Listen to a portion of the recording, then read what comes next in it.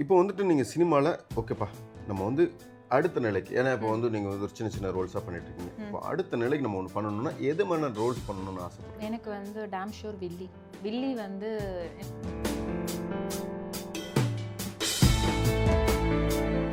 நீங்க வந்து ஹன்சிகா கூட வந்து காந்தாரி பண்ணியிருக்கீங்க இல்லையா?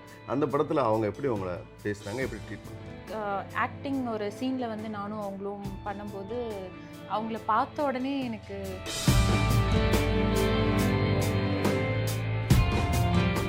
மஞ்சு வாரியர் மேம்.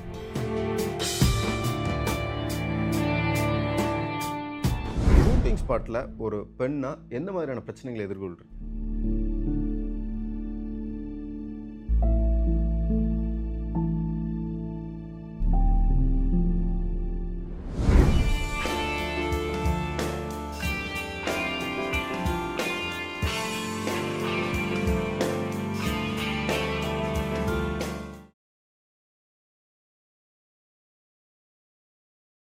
ஆக்சுவலா இப்போ வந்து ஒரு டைரக்டர் எப்படி பழகுவார்ன்னு நீங்க நிறைய சொல்லிட்டீங்க. And heroes. ஹீரோயின்ஸ் எப்படி பழகுவாங்க? முக்கியமா வந்துட்டு இப்போ நீங்க வந்து ஹன்சிகா கூட வந்து காந்தாரி பண்ணியிருக்கீங்க இல்லையா? அந்த படத்துல அவங்க எப்படி உங்கள பேசுனாங்க? எப்படி ட்ரீட் பண்ணாங்க? ஆக்டிங் ஒரு சீன்ல வந்து நானும் அவங்களும் பண்ணும்போது, அவங்கள பார்த்த உடனே எனக்கு அவங்க அழக ரசிக்கிறதா, இல்ல டயலாக் பேசுறதான்னு தெரியல. அந்த ஒரு மொமெண்ட் இருந்தது. அப்போ மேம் வந்து டக்குன்னு நான் அந்த டயலாக்க வந்து யோசிக்கிறேன். அப்படின்னு யோசிக்கிறேன். உடனே அவங்க வந்து, "so no problem Sophie. If you want take a prompt you can take" அப்படின்றாங்க. ஐய்யய்யோ! உடனே கண்ணன் சார் அங்கேருந்து, "சோஃபியா ப்ராம்ப்ட்லலாம் பேசக்கூடாது.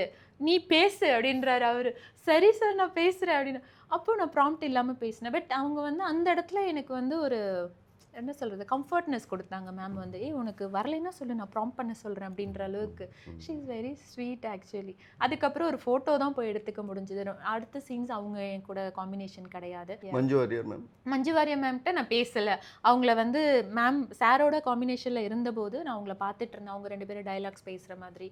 நாங்க வந்து ஒரு ஒரு போய் பொக்கே குடுக்குற மாரி ஒரு சீன்ஸ் இருக்கு. நான் ஃபோட்டோஸ் நான் இன்ஸ்டால போட்டிருக்கேன். அப்படி இருக்கும்போது மேம் சார் கிட்ட பேசுறது, நான் ஹாய் மேம், ஹாய் அப்படின்னாங்க. அவ்வளோதான். மத்தபடி ரொம்ப பேசுறதுக்கான வாய்ப்புகள் எனக்கு அமையல. இப்போ அடுத்த நிலைக்கு நம்ம ஒண்ணு பண்ணணும்னா, எது மாரியான ரோல்ஸ் பண்ணணும்னு ஆசைப்படுறீங்க? எனக்கு வந்து டாம் ஷூர் வில்லி.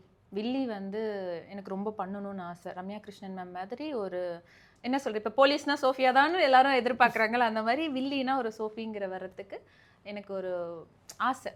பண்ணலாம் அப்படின்னு சொல்லிட்டு. இல்ல போலீஸ் தான் தருவீங்கன்னாலும் தாங்க, ஒண்ணும் பிரச்சனை கிடையாது. அதுல எனக்குன்னு ஒரு யூனிக்கான பிளேஸ் இருந்துச்சுன்னா பெட்டரா இருக்கும். எனக்கு வில்லி வில்லி தான் எனக்கு ரொம்ப பிடிக்கும். காமெடிக்கு நாங்க கேரண்டி அப்படிங்கிற ஷோல வந்து நீங்க பார்ட்டிசிபேட் பண்றீங்க. அதுல பணியாற்றின அனுபவம் பத்தி சொல்லுங்க. அது லைக் என்னோட ஃப்ரெண்ட் மூலியமா தான் வந்தது. இந்த மாதிரி காமெடிக்கு நாங்க கேரண்டி ஷோ ஒண்ணு பண்ணிட்டுருக்கோம். அதில வந்து கண்டஸ்டன்ட்டா வரணும்னு யோசிச்சேன். சினிமா பண்ணும்போது இதெல்லாம் பண்ணலாமா? அகைன் என்னோட வெல் விஷருக்குலாம் கால் பண்ணிக்கினேன். அதெல்லாம் போக்கூடாது. நீ எந்த கேரக்டர் ஆர்டிஸ்ட்ன்னு வந்துட்டேன்னா, நீ அதில தான் இருக்கணும். நீ காமெடிக்கு போக்கூடாது அப்டின்னாங்க. ஆனா ஆப்பர்ச்சுனிட்டி வருது. ஓகே சன் டிவி பார்த்ததில்ல. போய் பார்ப்போமே என்னதான் இருக்குன்னு போய் பார்ப்போமே. ஐ செட் ஓகே அண்ட் தென் போறேன். அங்க ஜாலி வசந்த் சார் தான் எங்களுக்கு வந்து எல்லாமே ஒரு ஒரு கம்ஃபர்ட் ஜோன் குடுத்து, ரொம்ப பாராட்டவும் செஞ்சாரு. எனக்கு தெரியாது அது. அப்போ என்னோட ஃப்ரெண்டு சொன்னாங்க, "it is a stage acting not a movie acting Sophia. நீங்க மூவில ஆக்ட் பண்ற மாரிலாம் ஆக்ட் பண்ணக்கூடாது. Stage acting is different." "Oh! Is it? Okay. Learn பண்ணிக்கலாம்." அப்படின்னு சொல்லிட்டு, அங்க ஒரு ட்ராவல்ல அவங்க பண்றவங்கலாம் பார்த்து லேர்ன் பண்ணது தான். அப்போ அந்த ஃபர்ஸ்ட்டு ஷோ பண்ணும்போது நான் வாய்ஸ் சேஞ்ச் பண்ணி, ஒரு மேல் வாய்ஸ்ல தான் வந்து பேசுற மாரி அந்த ஒரு டீம் இருந்தது. அதுக்காக நாங்க வந்து அத வின் பண்ணோம் அந்த ட்ராஃபிய. ஸோ அதெல்லாம் ரொம்ப மறக்க முடியாத ஒண்ணு. அதனால காமெடி வந்து பண்ணணும்னு ஆசை. எதுவுமே பண்ணக்கூடாதுன்னு சொல்ல முடியாதுல்ல. ஆக்டிங்னா you have to do everything.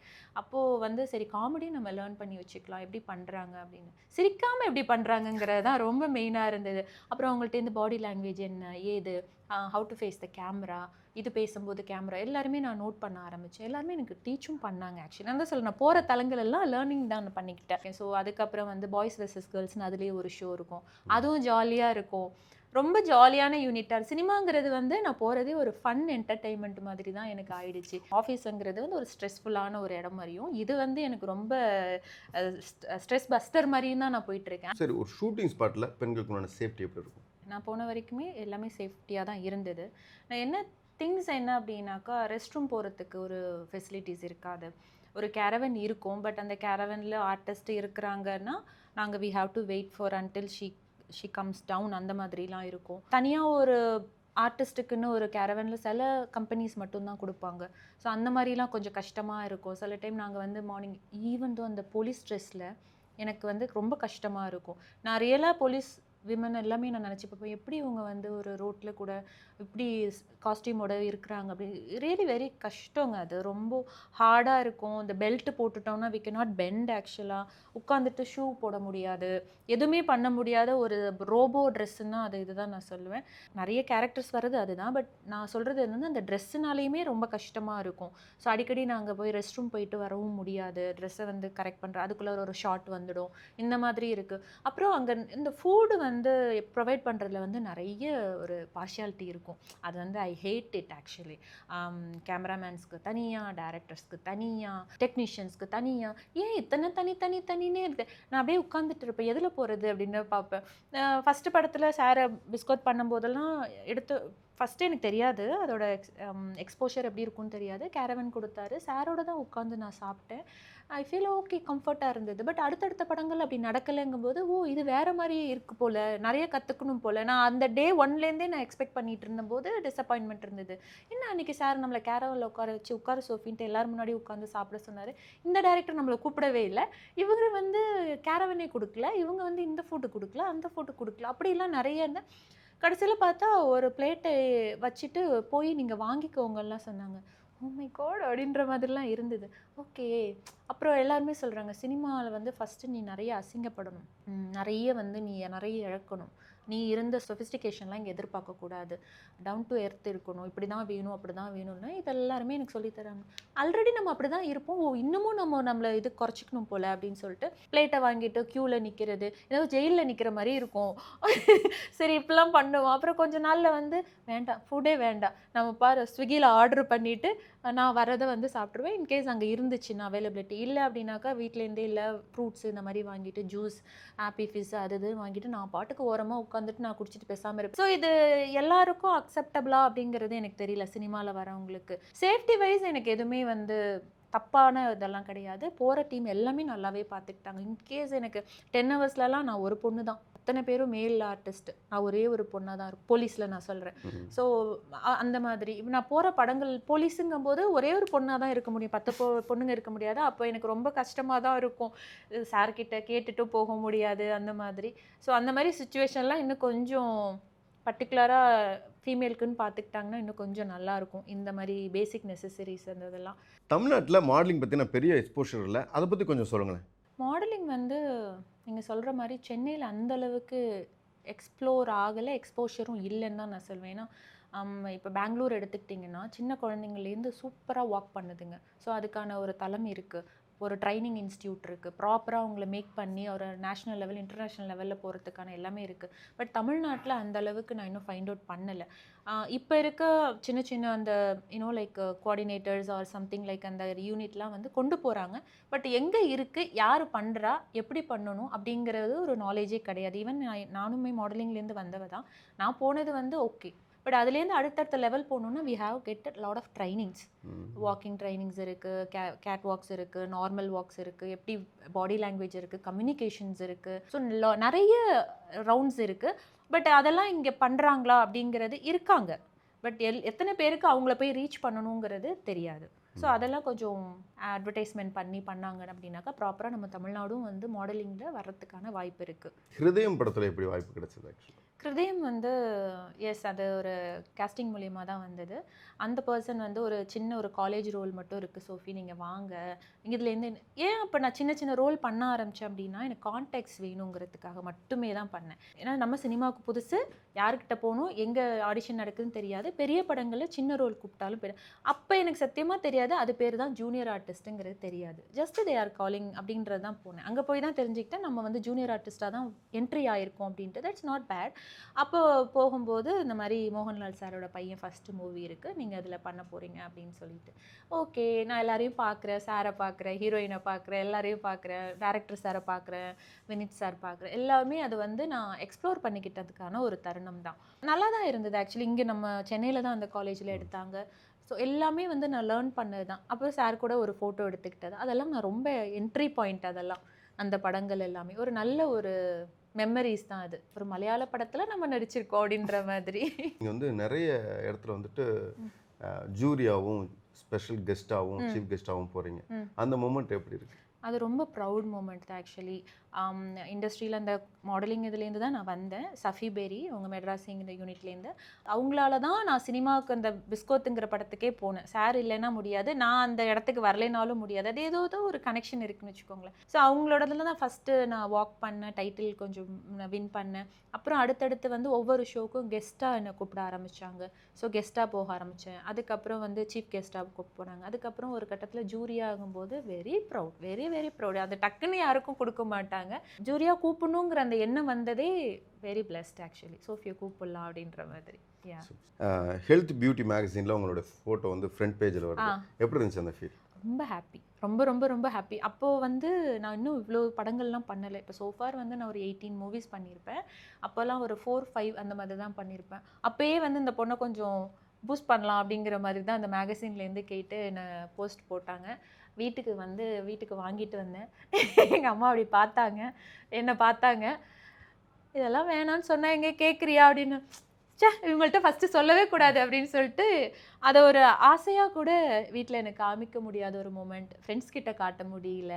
நானே ஓகே அப்படின்னு சொல்லி ஒரு ஹாப்பினஸ் ஆன ஒரு தருணம் தான் அது. இப்போ வந்தால் கூட நான் காமிச்சிருவேன். பட் அந்த தருணத்தில் எதுவுமே பண்ண முடியல. யாருக்கிட்டையும் ஷேர் பண்ண முடியாமல் அப்படி தான் இருந்துச்சு. ஆக்சுவலாக சொல்ல போனால் உண்மையாக அப்படி தான். சொல்லலாமா வேணாமா, திட்டு விழுமா அப்படின்னு நிறைய பேர் வந்து முகத்துக்கு நேராக பாராட்டுறாங்க. உண்மையாக பாராட்டுறாங்களான்னு எனக்கு தெரியல. ஏன்னா எனக்கு ரொம்ப முக்கியம் என்னோட பேரண்ட்ஸ் இல்லையா. அவங்களே வந்து நோ சொல்லும்போது இவங்க எப்படி உண்மையாகவே அக்செப்ட் பண்ணிக்கிறாங்களா. ஆனால் டு த கோர் வந்து வேட்டையனுக்கு அப்புறம் ஃப்ரெண்ட்ஸ் வேர் வெரி ஹாப்பி. பொன்னியின் செல்வனில் வந்திருந்தா இன்னும் ரொம்ப ஹாப்பியாக இருப்பாங்க போல். வேட்டையில் நான் வந்து சோஃபி நான் வீட்டில் சொன்னேன், இதுதான் நான் ஃப்ரெண்டுன்னு சொன்னேன்னு உண்மையாகவே அது வந்து பை வாய்ஸ் ரெக்கார்டில் அவங்க அம்மா பேசினது இதெல்லாம் வந்தப்போ உண்மையாகவே அவங்க ப்ரௌட் ஆகுறாங்க போல். அப்போ ஃப்ரெண்ட்ஸ் ப்ரௌட் படுற மாதிரி நான் இந்த இண்டஸ்ட்ரியில் வரணும் அப்படிங்கிறது ஒரு ஆசை தான்.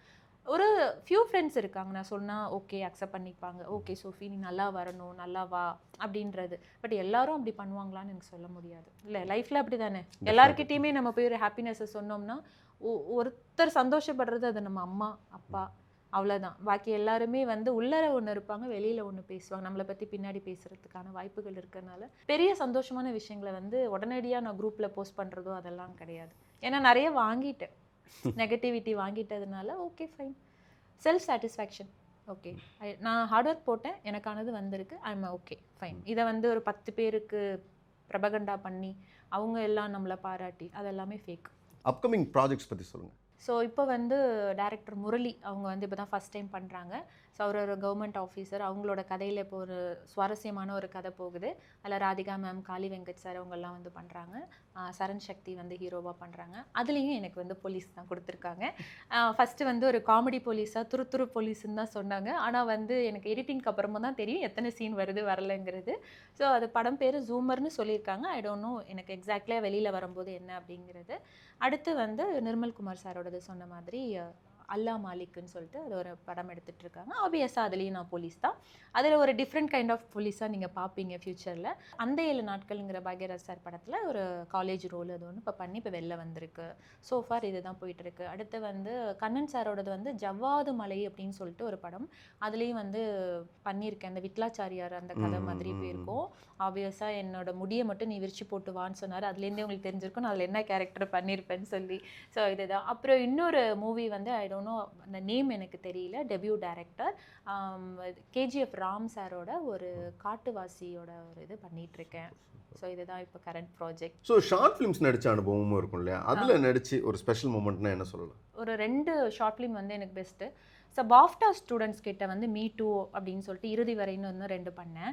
அப்புறம் மீடியா மேன்ஷன் அவங்களோட ப்ரொடக்ஷனில் வந்து ஸ்டைல் சென்னை.comனு அதில் ஒரு ஹெச்ஆர் கேரக்டர் பண்ணேன். இதெல்லாம் தாண்டி த குட் டிசைனர் சொல்லிட்டு தொல்காப்பியன் சாரோட வரிகளில் ஒரு கதை, அற்புதமான கதை. அப்படியே ஒரு போலீஸ்லேருந்து ஒரு நீங்கள் ஒரு இதுலேருந்து டீவியேஷன் பார்க்கணும் சோஃபி அப்படின்னா அங்கே பார்க்கலாம். ஒரு வேலைக்காரி கேரக்டர். அந்த கேரக்டர் பண்ணும்போது ஆடிஷன் நடக்குது. ஆடிஷனில் வந்து சார் இதுதான் கேரக்டர், நீ பண்ணுவியா சோஃபியா? பிகாஸ் அவங்க காந்தாரியிலேருந்து எனக்கு அவர் கனெக்ட் ஆனார். நீ பண்ணுவ, நீ வா அப்படின்னு சொல்கிறாரு. போகிறேன். ஆடிஷன் பண்ணும்போது அந்த கேரக்டரை உள்ளே வாங்கி நான் நடித்து வரேன். அவர் அழுறாரு, டைரக்டர் சார் அழறாரு. என்ன சார் நீங்கள் அழறீங்க? எனக்கு அன்னைக்கு என்னமோ கண்ட்ரோலே ஆகலை அழுக அந்த கேரக்டர்லேருந்து. ஏன்னா அந்த ஒரு கதை அப்படி. நானும் என்னோட ஃப்ரெண்டும் வந்து சின்ன வயசுலேருந்து ரொம்ப நல்லா படிப்போம். எங்கள் அப்பா குடிகாரன் அப்படிங்கிற ஒரு காரணத்தினால அவர் எங்களை படிக்க வைக்காமல் என்னை சீக்கிரம் கல்யாணம் பண்ணி கொடுத்து எனக்கு நிறைய குழந்தைகள் வந்துடுச்சு. ஆனால் அந்த பொண்ணு அவங்க அப்பா ஃபார்மராக இருந்து அந்த பொண்ணை படிக்க வச்சு அது ஒரு பெரிய கேடரில் வந்து இருக்கிறா. நாங்கள் 2 பேரும் மீட் பண்ணிக்கிற தருணம். 2 பேருமே நல்லா படிக்கிற பொண்ணுங்க. நான் எந்த சுச்சுவேஷனில் அவளை மீட் பண்ணுறேன்னா அவங்க வீட்டுக்கு வேலைக்காரியாக போகிறேன். ஸோ அப்போது பார்க்கும்போது எப்படி நான் அழறேன் அப்படிங்கும்போது அந்த தருணத்தில் நான் வாங்கி நடிக்கும்போது எனக்கு அது கண்ட்ரோலே ஆகாமல் ஆடிஷனில் வந்துக்கிட்டே இருக்குது. நானும் தொடக்கிறேன் வருது, அவரும் அழுதுகிட்டே இருக்காரு. சோஃபி, எனக்கு நான் எழுதின வரிகளை நீ வந்து அப்படியே உணர்ந்து நீ நடிக்கிற, நீ வா அப்படின்னு சொல்லிட்டு அதுக்கப்புறம் நாங்கள் ஷார்ட்டுக்கெல்லாம் போகிறோம். போய் அங்கேயும் நடிக்கிறோம். ஆங்கிள்ஸ் மாற்றும் போது டேக்ஸ் அதெல்லாம் வாங்குகிறோம்.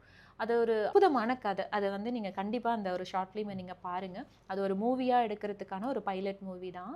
அவார்டு வாங்குகிற அளவுக்கு எடிட்டர் வந்து மகேந்திரன் அவங்க. ஸோ யாத்திசையோட எடிட்டர் அவங்க தான் இதை எடிட் பண்ணாங்க. So best editor and director award வந்து அது வாங்கினுச்சு. I was so happy because ஒரு டிஃப்ரெண்ட் கேரக்டரில் எனக்கு ஒரு ரெகக்னைசேஷன் கிடச்சிது அப்படின்னாக்கா அந்த ஷார்ட் ஃபிலிம் தான். பொதுவாக வந்துட்டு நீங்கள் வந்து நடிகைகளுக்கோ நடிகர்களுக்கோ மிகப்பெரிய ஆப்பர்ச்சுனிட்டி பெற்று தர்றது வந்துட்டு ஆடிஷன் தான் இல்லையா? ஸோ இப்போ ஒரு லைவ் ஆடிஷன் ஒன்று பண்ணிடலாம். நான் ஒரு சிச்சுவேஷன் சொல்கிறேன், அதுக்கு நீங்கள் நடிக்கணும். ஓகே. நீங்கள் லவ் பண்ணிட்டு இருக்க ஒரு பையன் ஆல்ரெடி மேரிட், அது உங்களுக்கு தெரிய வரும்போது எப்படி ரியாக்ட் பண்ணுவீங்க? இதுதான் சீனு. ரெடியா? போகலாமா? Ready, action. பேபி, நாளைக்கு எங்கே போகலாம்? நீ சொல்லு, எங்கேனாலும் போகலாம். எப்பயுமே எனக்கு பிடிச்சது தான் நீ சொல்லிகிட்டே இருக்க. ஒரு சேஞ்சுக்கு நீ உனக்கு பிடிச்ச பிளேஸை சொல்ல. ஆக்சுவலாக படம் பார்த்து ரொம்ப நாள் ஆச்சுல, படத்துக்கு போகலாமா? படத்துக்கு போகலாமா? சரி, ஓகே. இதே ஒரு ஃபோன் வருது.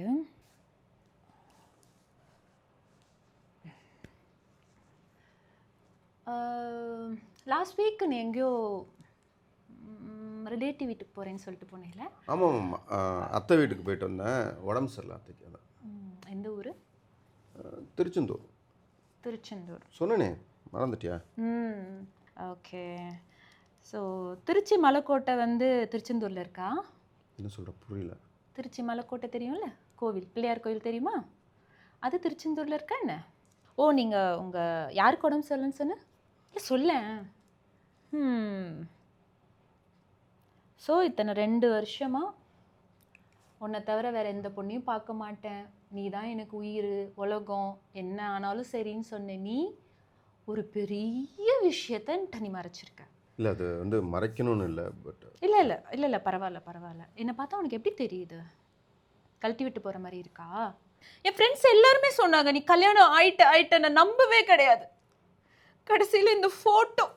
ஏண்டா, என்னடா பாவம் பண்ண? இன்னுமே என் முகத்தில் நீ முடிக்காத. இல்லை, நான் சொல்கிறது நீ எதுவுமே சொல்ல தேவையில்லை. என்ன ஷூட்டுன்னு சொல்ல போறியா?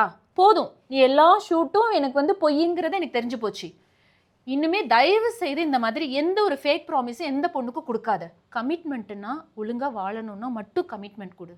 இல்லையா தயவு செய்து கமிட்மெண்ட்குள்ளர வராத. ப்ளீஸ் தயவு செய்து போயிடு. நான் உன்னை கெஞ்சி கேட்டுக்கிறேன். இதுக்கப்புறம் நீ என் முகத்தில் முழிச்சேன்னு வச்சுக்கோ, நடக்கிறதே வேற, மரியாதை கெட்டுரும். சூப்பர். ரொம்ப நன்றி உங்களுடைய நேரத்தையும் காலத்தையும் எங்களோட பகிர்ந்துக்கிட்டதுக்கு. தேங்க்யூ. டூரிங் டாக்கீஸ் சேனலை லைக் பண்ணுங்க, ஷேர் பண்ணுங்க, சப்ஸ்கிரைப் பண்ணுங்க.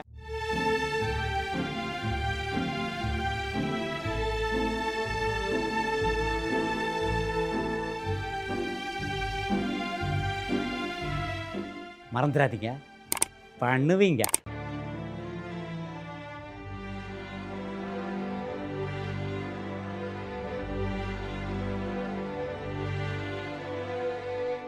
பரபரப்பான சினிமா செய்திகள், நட்சத்திரங்களின் பேட்டிகள், சினிமா வரலாறு ஆகியவற்றை பார்க்கவும் படிக்கவும் உங்களுக்கான இணையதளம் touringtalkies.co.